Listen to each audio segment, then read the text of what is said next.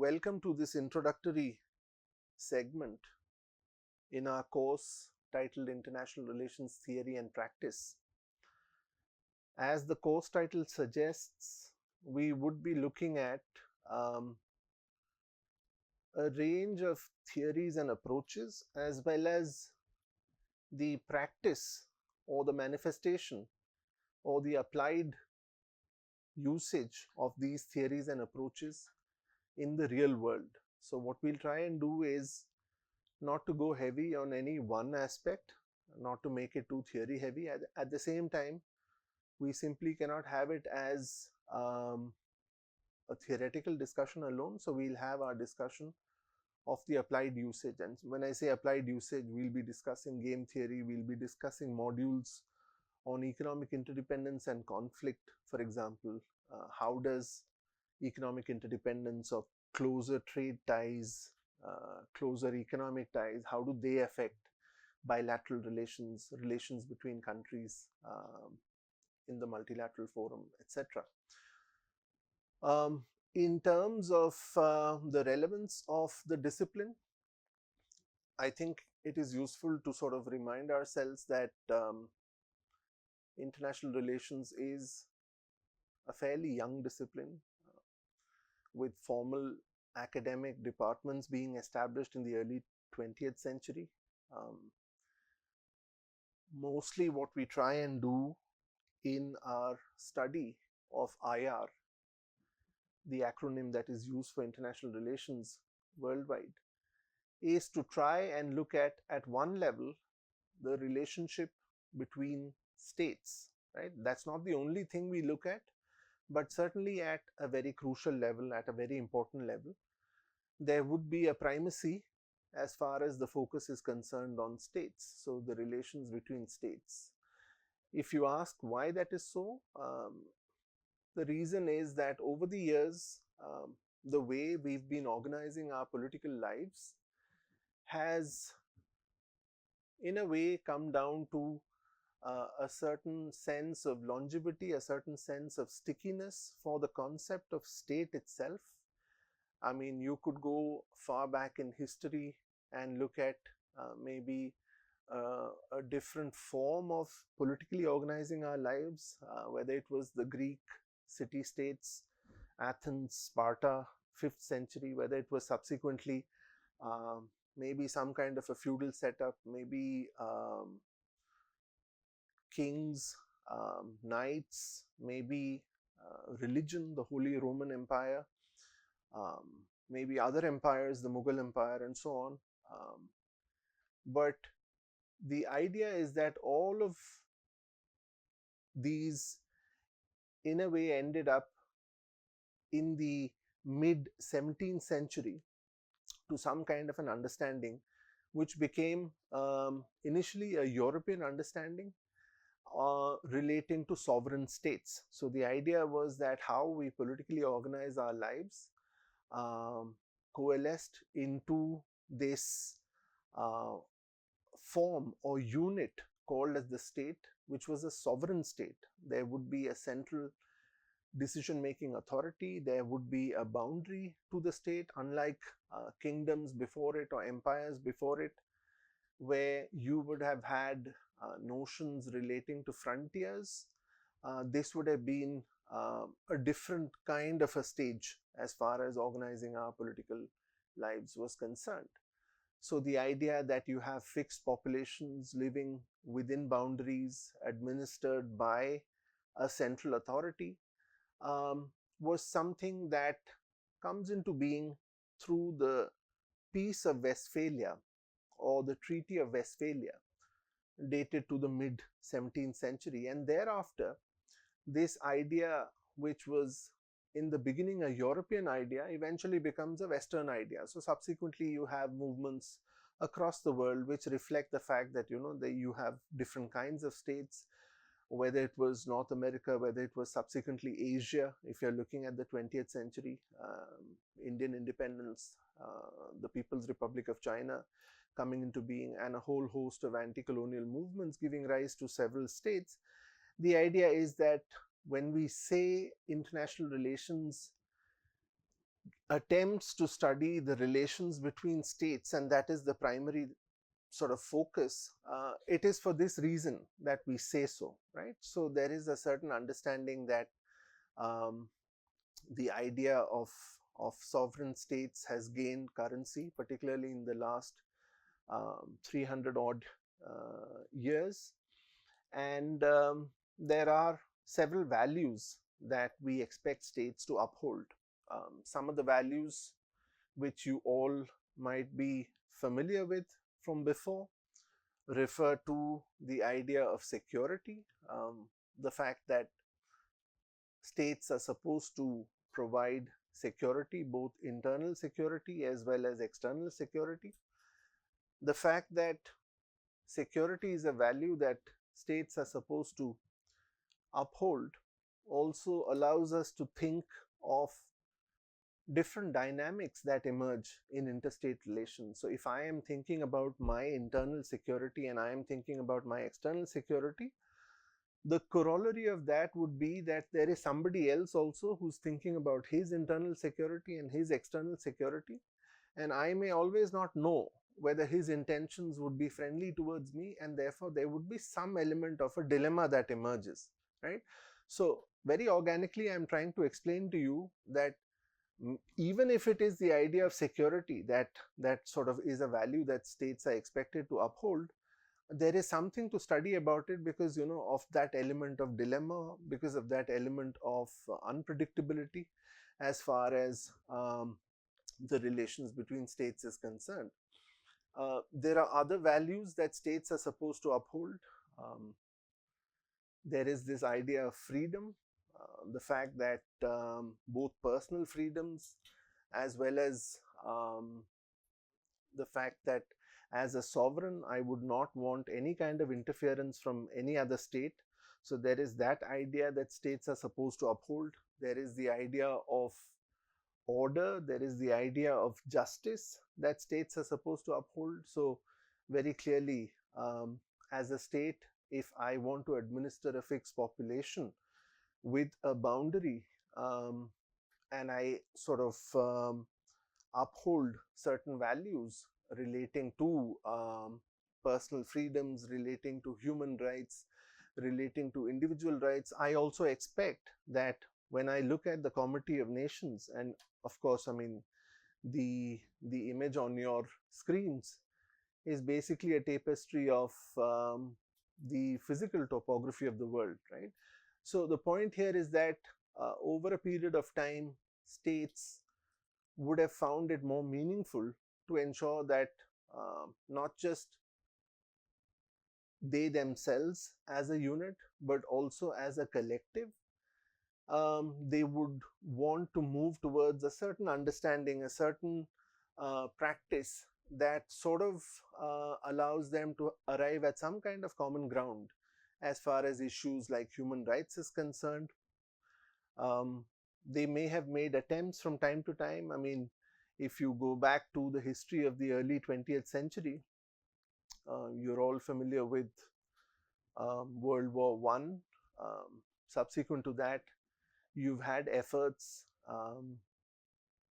to sort of try and avoid the kind of mass destruction, the kind of mechanized warfare that emerged in World War One. There were efforts to set up institutions like the League of Nations. Um, those efforts might have had some traction for some point in time, but you know, subsequently you've had members joining and leaving.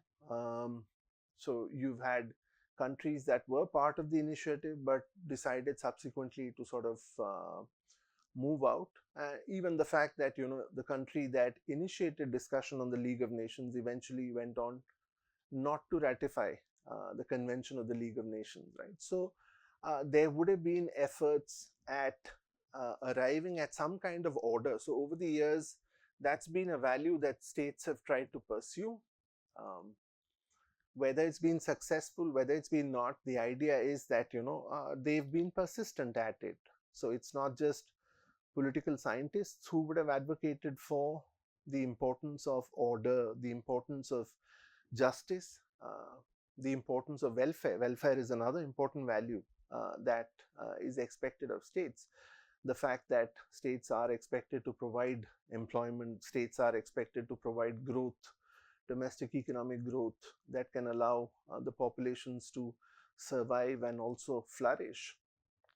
In pursuit of welfare, states might have engaged with other states to ensure that there is some semblance of rule making, right? So if you're using international waters for shipping, there would be some effort as far as ensuring that maybe there has to be some rule making on the use of international waters.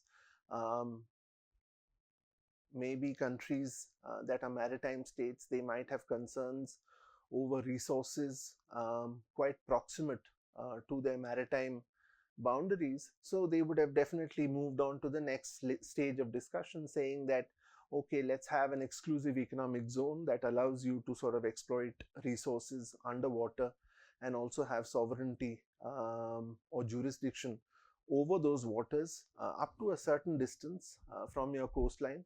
But beyond that, let's also have some kind of understanding that, there is this idea of the international waters, which can allow a lot of international commerce, shipping, logistics, etc., to carry on unhindered.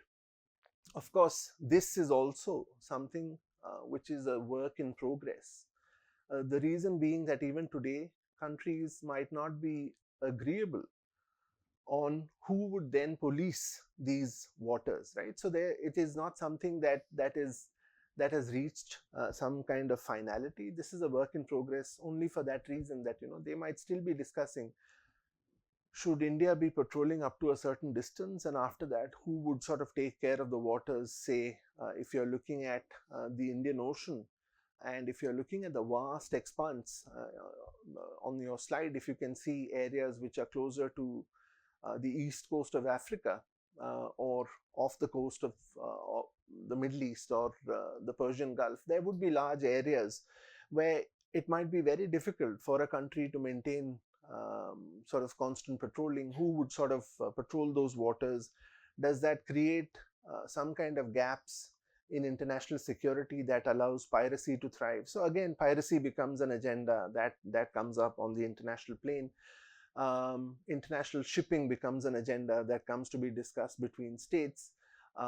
There might be other issues that come up relating to maybe crime that is happening through these waters. So do we have some kind of an understanding relating to hot pursuit? Hot pursuit as in, supposing there is some kind of an attack on a country, and if they sort of move into international waters, or if they move into somebody else's waters, do I still have a right to pursue that?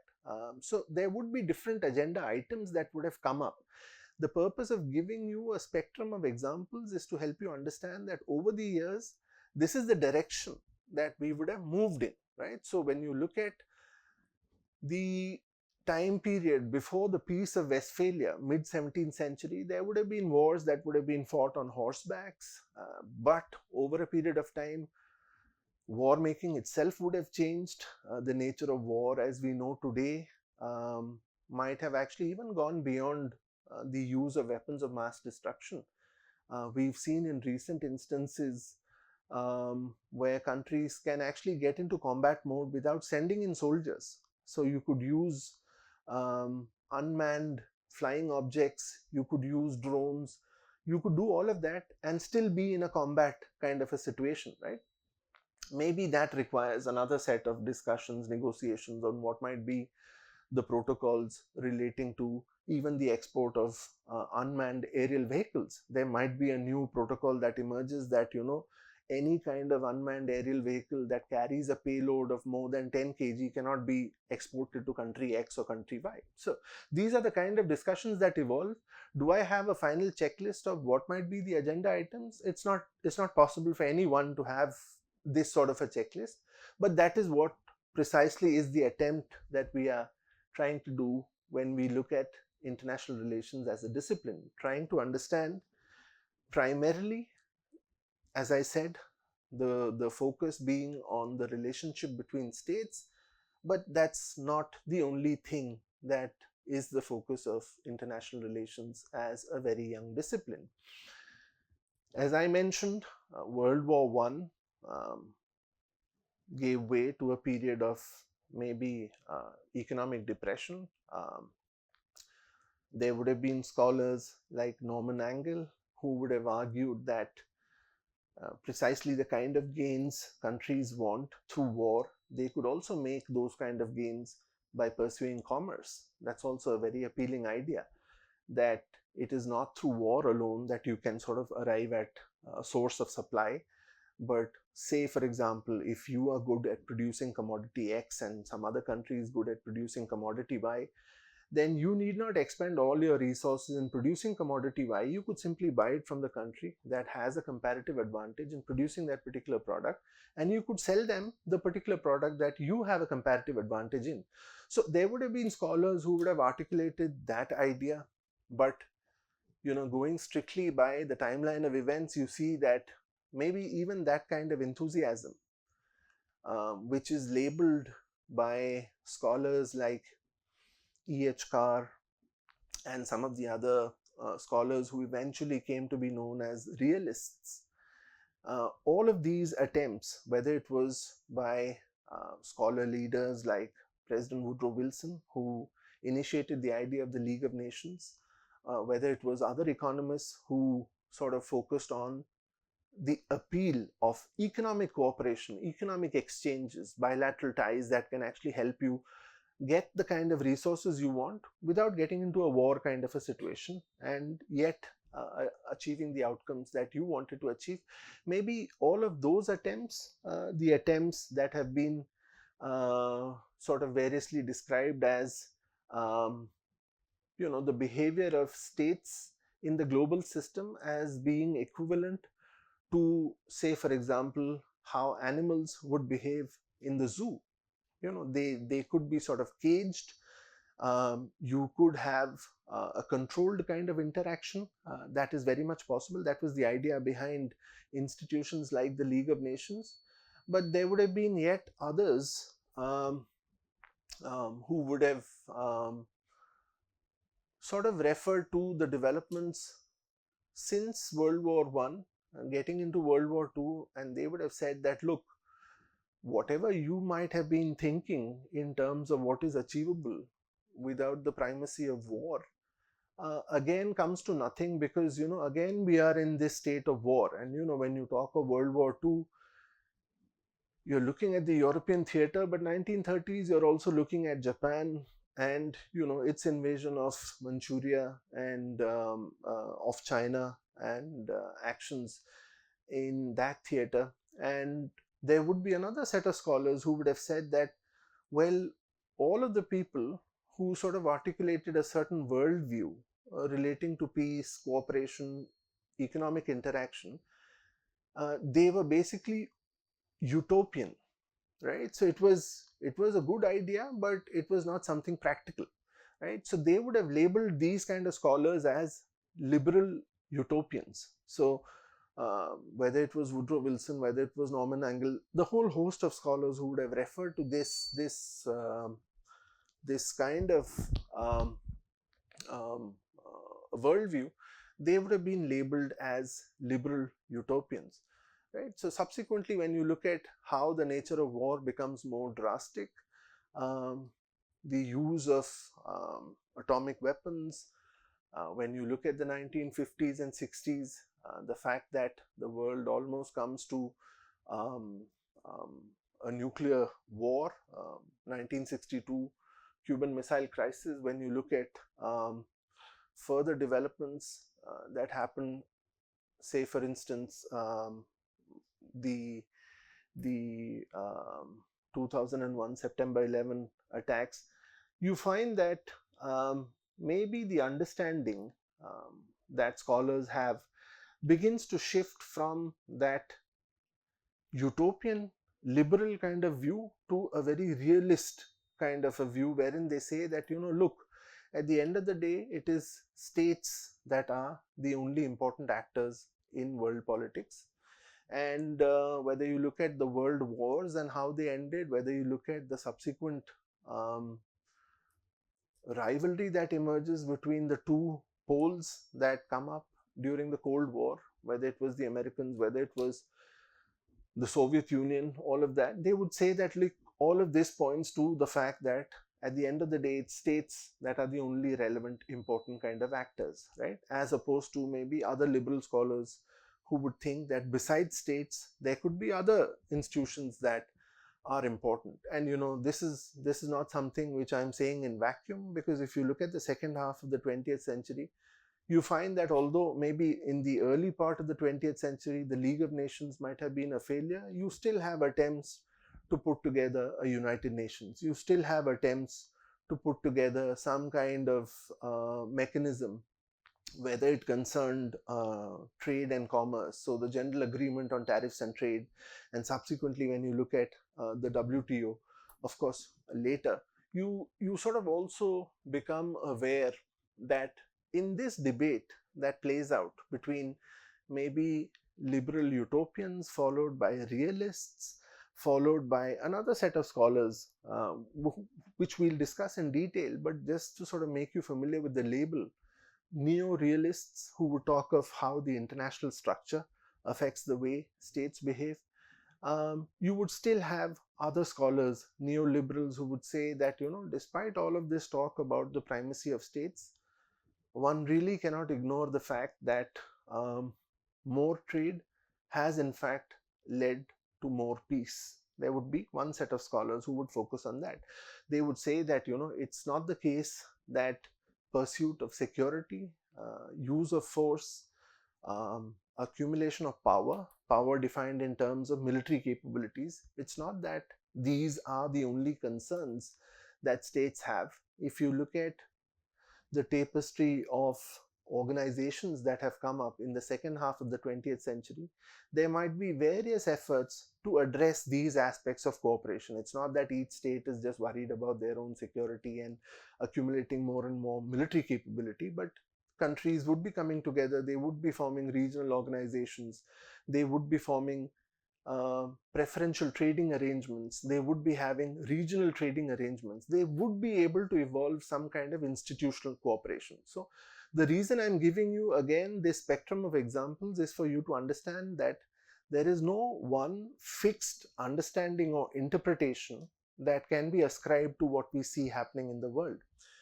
And this draws me, and of course we've also had some clarity that this is something that has finally coalesced or finally been arrived at from a very extended period, right? So we might have been politically organized in different ways, but now, at least for the last 300-400 years, our reference point of the importance of sovereign states, I think that part is fairly well conveyed to you from these remarks.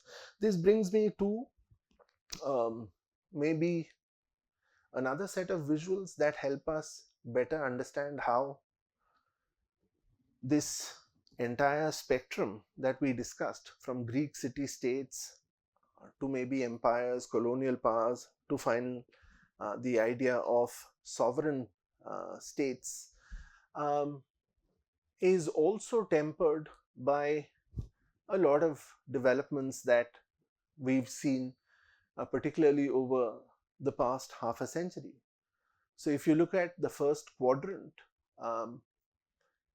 the context very clearly is China, and what is visible is an American multinational corporation having successful business, if one can say, in China. What does that multinational corporation represent? Does it just represent baseline statistics on investments and profits and all of that? Not just that. It also represents a certain way of life. Maybe it represents a certain influence that multinational corporations can have in domestic audiences where they make an entry, right?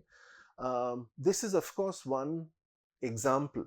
I could have replaced the first quadrant with one Facebook slide and then conveyed the same thing to you in the following words, that there could be developments in the last half a century wherein there can be big companies, there can be big corporate entities that have the ability to influence outcomes in some other countries by way of simply the kind of information that might be pushed into that particular country. So instead of Coca-Cola, you could think of another example, but the implied meaning still remains the same.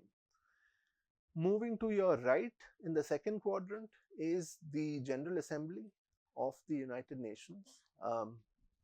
Again, um, the idea behind using that particular imagery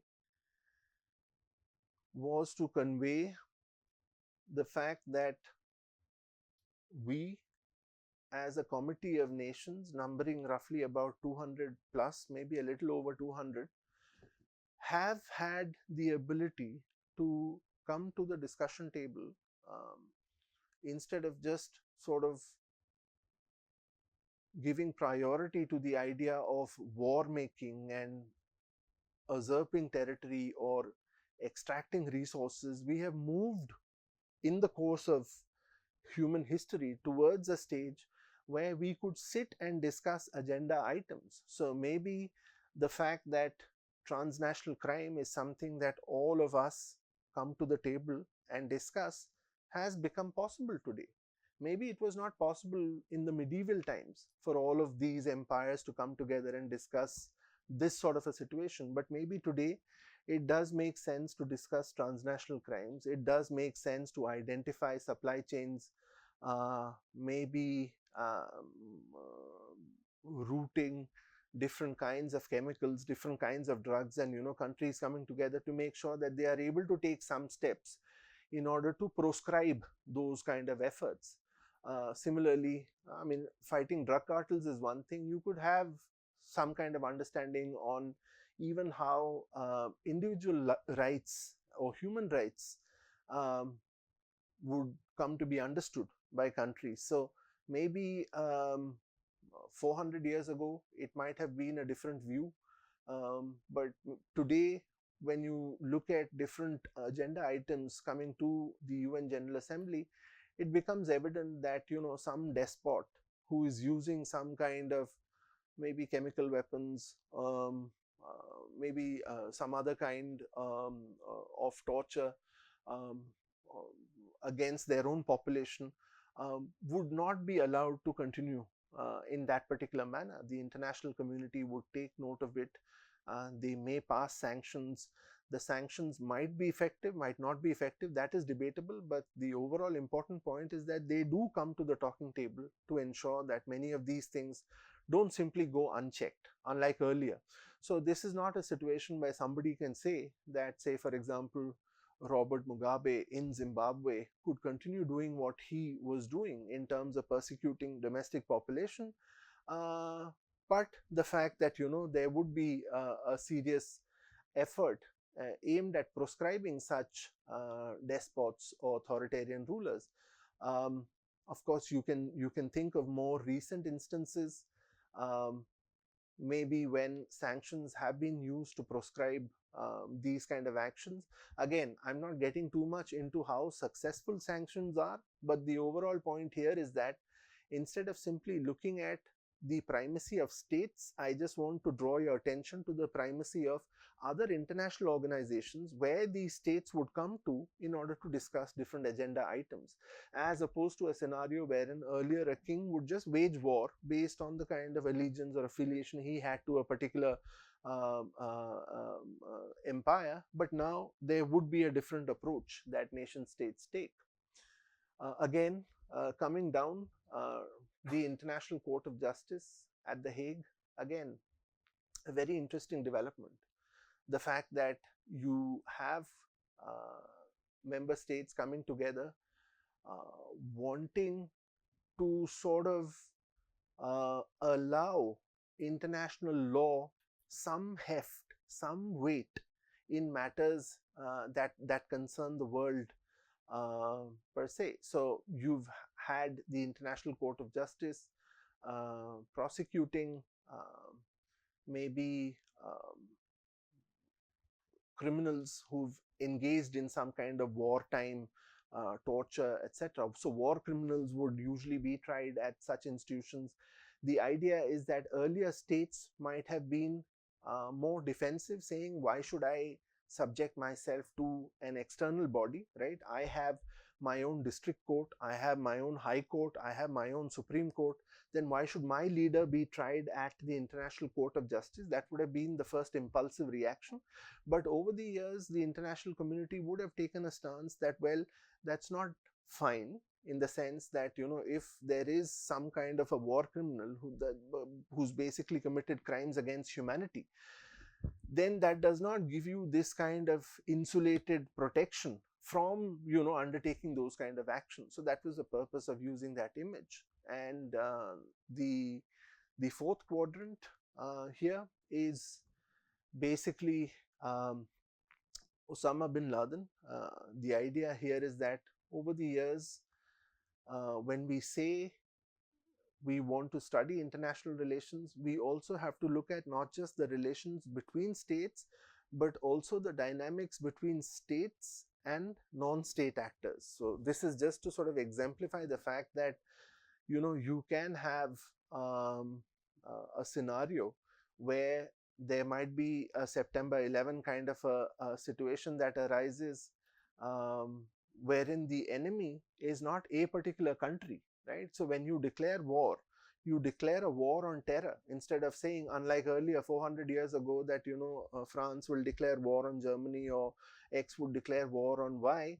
And now you might have a scenario where you declare war on terror, and the enemies might be dispersed across different geographies, and the technologies that they bring into play might make the study of international relations a little more dynamic compared to how it was previously. But nonetheless, the reason I thought I should lay out these different images is that when we move on subsequently to different theories and approaches that we discuss, you will find some of this fitting into the descriptions I just made. So when we subsequently discuss maybe a liberal approach in international relations theory, a liberal approach implying that there is some role that maybe even non-state actors like multinational corporations, transnational corporations have. There is some influence that trade has, there is some influence that commerce has. You would be able to sort of fit this example there when we discuss that, or subsequently when we discuss constructivism, for example. You would be able to sort of locate the emergence of norms, international law, in the international legal framework, etc., in that particular context. So constructivists, they would say that basically anarchy is something, is what states make of it, right? So constructivists would challenge the dominant notion of realists that when you look at the international system, although it is anarchic, by anarchy what we mean is not chaos, but the absence of a hierarchical ordering principle, right? So when we say the international system is anarchic, what we are saying is that over and above a nation state, you don't have another level of hierarchy, right? So if it is India as a sovereign state, if it is Nepal as a sovereign state, if it is Sri Lanka as a sovereign state, all of them are equal in the global system. And all of this is happening in an anarchic setup because there is no 911 or there is no 100, the emergency number that a state can dial requesting a higher authority saying that this country is going to war against me. So an anarchic setup is the absence of that hierarchic ordering principle. But at the same time, constructivists say that, well, this might be a realist kind of an understanding, but we feel that this kind of anarchy can also lead to creation of norms. You can come together and arrive at some kind of an understanding as far as, say, for instance, the environment is concerned. States can come together, they can discuss, deliberate on what should be punitive measures if you are sort of polluting too much, or if you are dumping industrial waste untreated into rivers. What should be the action? What should be the role that individuals, states have in terms of contributing to reduction of carbon footprint? These are very well things that can be discussed between states. So even if there is no international helpline, there is a possibility that you use anarchy and yet come together and arrive at these different arrangements. So I gave you the example of environment. I think the example of negotiating trade is also something which is very relevant. The fact that we have organizations like the World Trade Organization that allows countries to transact with each other based on some kind of predictability, right? So the idea is that the WTO, as a member of the WTO, I would have to sort of extend the most favored nation status to the partner I am trading with, right? Of course, if you ask me, does it play out to perfection? And if things were so predictable, um, how would, say, for example, the recent developments, um, how can you explain the recent developments relating to what the United States is attempting by disrupting the entire set of tariff structures that had been sort of painfully negotiated over the years? And the answer is that even within the WTO, even within the rules, they have actually put in the rules that allow states to make certain exceptions. So when you talk of the WTO, there is a national security exception that is built into your membership. So if I am a member of the WTO and if I feel that there is something which is a threat to my national security, then I can use exceptional measures to sort of do away with the usual MFN status, etc., that I am extending to other countries. So it is not that what is being done in recent years is sort of disrupting the institutional mechanisms. It's very cleverly using the institutional mechanisms, and all sorts of countries use it. So if you look at what's been happening recently, the US, in terms of proposing these kind of very strict measures, these kind of tariffs, the excuse that they have used is not related directly to the fact that we are losing out on trade.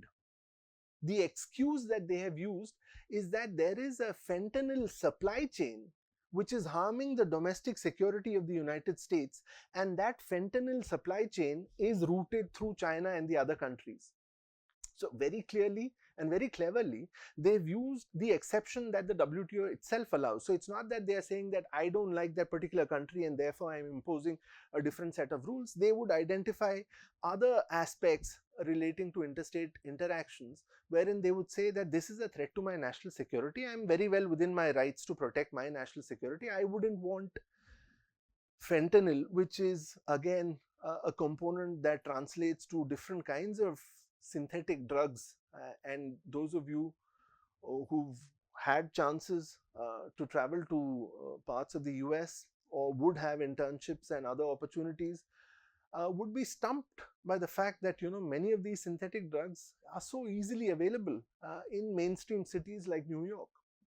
And you would find, and by New York, I'm not saying some corner of New York closer to New Jersey. Right in Manhattan, you would find scores of people just stumped because of the use and abuse of these synthetic drugs. So when you look at now political leaders wanting to take measures, wanting to take punitive steps, it's not that they are trying to disrupt the entire international system, right? So I hope you understand that when we give examples relating to the entire spectrum of developments, how we've moved to a certain understanding of the primacy of states, and yet we've moved to different agenda items that sort of explain to us why the role of institutions still remains relevant. So that's one thing to bear in mind. I think the idea is fairly reasonably covered in these four quadrants. I'll leave it here and we'll move on to a discussion then of what might be the various theories of IR that we get to study, what a theory itself might be, and there onwards we'll move on to a deeper discussion on each of these approaches.